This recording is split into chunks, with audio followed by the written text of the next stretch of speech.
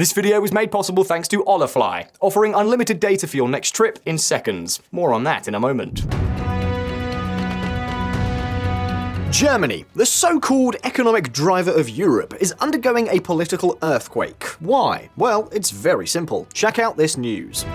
Musk urges Germans to vote for AfD in latest involvement in European politics. The person who already appears to be the unofficial number 2 in the US government, Elon Musk, has been campaigning for this party, AfD, or Alternative for Germany. A party that, as it turns out, in the elections of Sunday, 23rd of February, has managed to become the second political force in parliament, with almost 21% of the votes. Musk even went so far as to say that this party is Germany's only salvation. For those of you who are watching us from Germany, or even from any other European country, this party will surely ring a bell. But for those who don't, let's just say that it's an anti-immigration, Eurosceptic, and nationalist party that some describe as extreme right-wing, or even as having neo-Nazi currents within it. And so the question is, why does Musk and the Trumpist environment in general support this party? Well, for starters, as we were saying, its popular support has skyrocketed. Back in 2021, many believed that this party was already at its zenith. And of course, the question you may be wondering is, why has AfD grown so much? What is happening in Germany? Well, in this video, we're going to talk about what are possibly the two main reasons for its rise. On the one hand, crime related to immigration and refugees, and on the other, we'll talk about the broad social discontent that exists in the eastern regions of the country. In fact, at the end of last year, AfD had already won the state elections in Thuringia and came within just 1.5 points of victory in Saxony itself.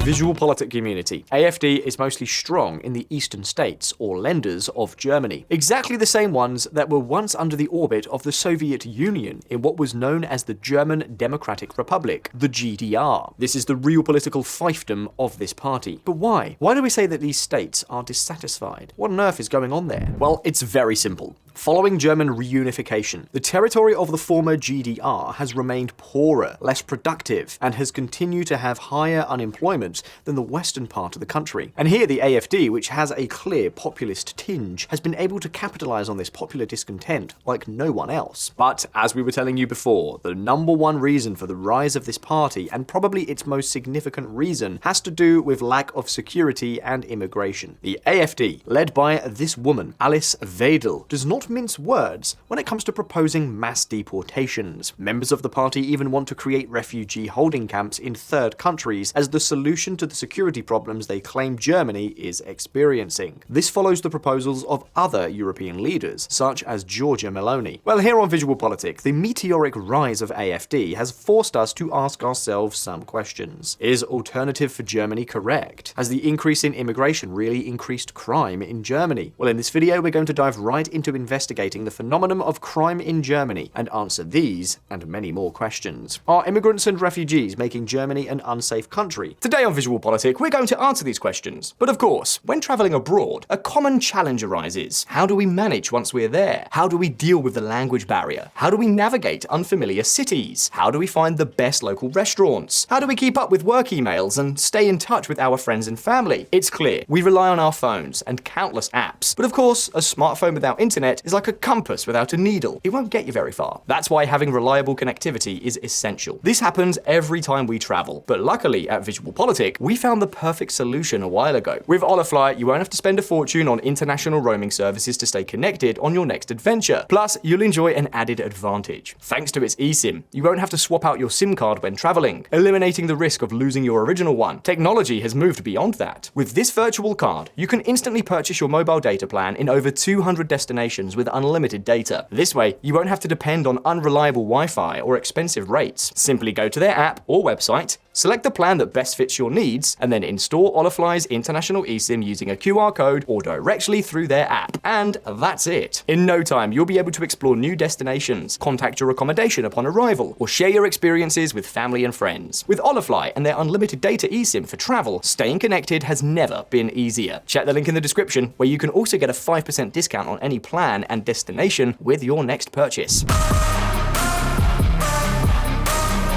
The German Trojan horse.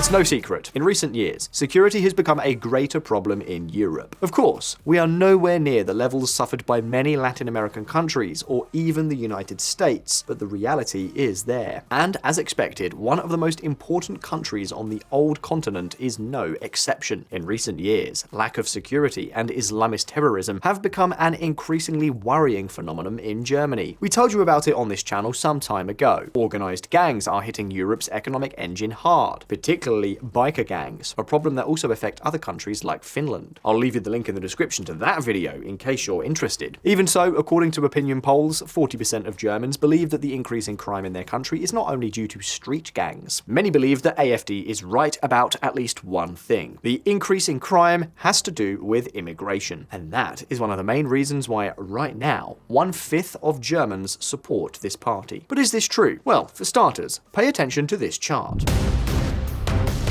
What you're looking at is the number of new immigrants arriving in Germany annually since 1991. I guess you notice some changes, don't you? Exactly. Angela Merkel came to power in 2005, and practically from day one, the former chancellor dedicated herself to opening the country wide to immigration, particularly in 2015 and 2016, when there was the wave of Syrian refugees, and in 2022, the Ukrainian refugees under Social Democrat Olaf Scholz. In other words, for Germans, Merkel is to immigration as fire is to smoke. One cannot be understood without the other. It's perhaps the supposedly right-wing European politician who let the most immigrants and refugees into her country. It was a massive arrival campaign that naturally has social consequences. First of all, it made Germans start to see a somewhat different country. It stands to reason that the larger the population, the more crimes and offences are likely to be committed. And in absolute terms, this is precisely what has happened in Germany. However, many voices, including AfD, point out that the problem is not that, but that the proportion of crimes committed by immigrants is much higher than the percentage of the population they represent. Or, to put it another way, that although immigrants in Germany account for 18% of the population, they commit far more than 18% of the crimes. And the key issue, the crucial question here is it true? Well, with the data in hand, yes, it is true.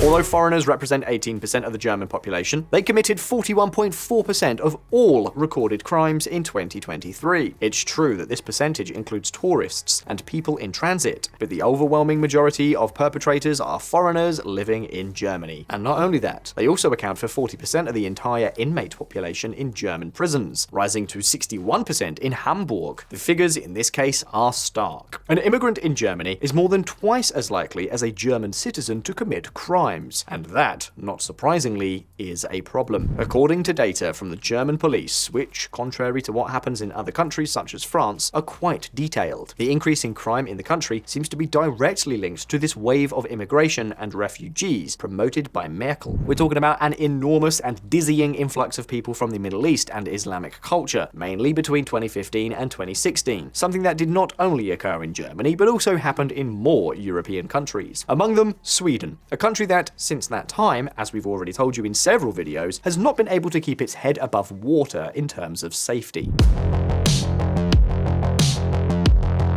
In both cases, we aren't only talking about a general increase, but also about a disproportionate presence of foreigners in certain particularly serious crimes, homicides, robberies with violence, assaults. Of course, if there's one piece of data that really catches our attention, it's that of sexual crimes. In 2014, only 18% of these crimes were committed by foreigners. In 2023, the figure already exceeded 28%. And VisualPolitik community, many here are clear. This is no coincidence. The explanation that some experts are now suggesting is simple. Many immigrants arrive with a very different mentality regarding the role of women in society. They come from countries where the reality of women is completely different from that of German women. And precisely for this reason, more and more attention is being focused not only on immigration in general, but also in a much more specific direction: immigrants from Muslim countries. The question is, are they right to blame this type of immigration? Let's see. First of all, let's be clear. Obviously, not all are bad. Many foreigners manage to integrate, work, and end up playing an important role in society. The problem is that in these particular communities, within these Muslim immigrant communities, there are many more people than in other foreign communities who do not manage to adapt to German and European culture, or who don't even have any interest in doing so. This is a very sensitive subject, and that's why I'm going to give you some data so that we really understand what we're talking about.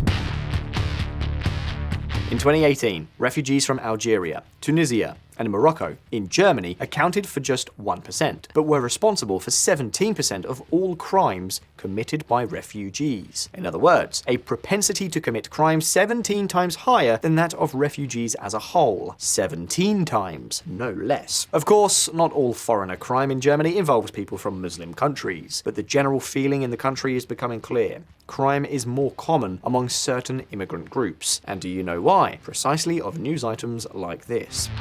3 arrested in Germany over suspected Islamist plot. 2 brothers and a third alleged conspirator were detained for trying to endanger the state, police said. Knives, a firearm, and tactical gear were uncovered at their residences. This comes as no surprise to anyone. Radical Islamism has been on the rise in Germany, and with it, terrorist plots. Unfortunately, some have come to fruition, especially those carried out by lone wolves. In recent years, radical Islamist messages have become increasingly prevalent in Germany. Salafist preachers such as Abdul Bakr have been able to take advantage of platforms such as TikTok, Instagram, and even Spotify to spread their discourse. And this is not just theoretical. In August 2024, the 3 young men who planned an attack in Vienna during a Taylor Swift concert were radicalized precisely through these messages. And take note, because now there's another problem. Following Israel's operation against Hamas in 2023, radicalism has skyrocketed, and there has been a real wave of anti-Semitic attacks in Germany, mostly by Muslims. And not only that, all Germans saw how last year, in Hamburg, thousands of people demonstrated calling for the creation of a caliphate in the middle of Germany. So, not surprisingly, given such a backdrop, it's surely no wonder that more and more Germans feel that their country is less safe. But well, to summarize, yes, Germany seems to be following the same path as Sweden or France. The immigrant population commits, in proportion, considerably more crimes. But the big question is, why is this happening? Well, that's exactly what we're going to look at next. The source of the problem? That immigration is the #1 concern of a large part of German voters is no coincidence. We've already seen it. Now then, the big question. How on earth have we arrived at this situation? What is the origin of all this apparent lack of control? Well, many believe that the increase in crime among foreigners in Germany is due to the lack of job opportunities. But with the data in hand, that doesn't seem to make much sense. Unemployment among foreigners is 15%. A high figure, yes, but nothing compared to other European countries where lack of employment is often the main factor behind crime. In fact, Germany has one of the highest labor market insertion rates for immigrants in the entire continent. We are talking about 70% of the people who come to Germany finding work, so lack of opportunities doesn't appear to be the main cause. So what is going wrong? Well, the answer seems very clear. It's something we've already told you about before here on VisualPolitik: ghettos and segregation. It's not that immigrants are unemployed, but that they aren't integrated into German society. There are areas, and we need to be honest here, where I would advise people who wear a kippah or are openly gay or lesbian to be more careful. That it has come to the point that a police chief has to say this kind of thing in the heart of Europe, well, what can I say? It's outrageous. But why is this happening? Perhaps, as we've seen in other cases, the key to the problem lies in the system itself, which unintentionally ends up favoring the creation of closed communities, where there's hardly any contact with the culture and language of the country. When they arrive in Germany, many migrants first go through initial reception centers, sort of like temporary shelters where they're given shelter, food, and the basics while they wait for their asylum application to be resolved. And then here comes the problem. Once their application moves forward, they're transferred to public housing in various parts of the country. And that's where things get complicated. They're given access to housing in areas that end up becoming ghettos and are also given social benefits. We're talking about the Bürgergeld, a kind of minimum insertion income, which allows immigrants and refugees, as well as others, to receive 563 euros for single people and 1,012 euros for couples every month. So basically, two things happen. On the one hand, access to public housing creates ghettos. On the other hand, public subsidies make many people decide not to work, or at least not to work legally, or to work partially in order not to lose those subsidies. This hinders the social elevator and consolidates the ghetto. These neighborhoods are usually also the ones with the least resources and highest crime rates. And in these areas where many immigrants are concentrated in the same situation, marginality feeds back to generate real urban ghettos. This is very similar to the cases of Sweden Sweden, France, and Denmark. To give just 3 examples, because there are several European countries with this problem. And naturally, integration is also impossible. If you live in an isolated neighborhood without good transport connections and with limited services, it's very difficult to improve your quality of life. And if, on top of that, professionally, the assistance you receive discourages you in many cases from seeking to improve and become more integrated into the labor market, then the problem is doubled. The result? Entire streets where German is barely spoken and where the social norms are completely different from the rest of the country. And I'm not even talking about what happens to the second generation. I think you're all very familiar with this. But pay attention, because this is not managed in the same way throughout the country. Each municipality decides how to distribute public housing and social assistance, so the differences between cities can be enormous. But let's take a moment then. If the crime problem is concentrated in the large urban centers, it would be logical to think that the AfD is strong in those areas, right? Well, here comes the great paradox.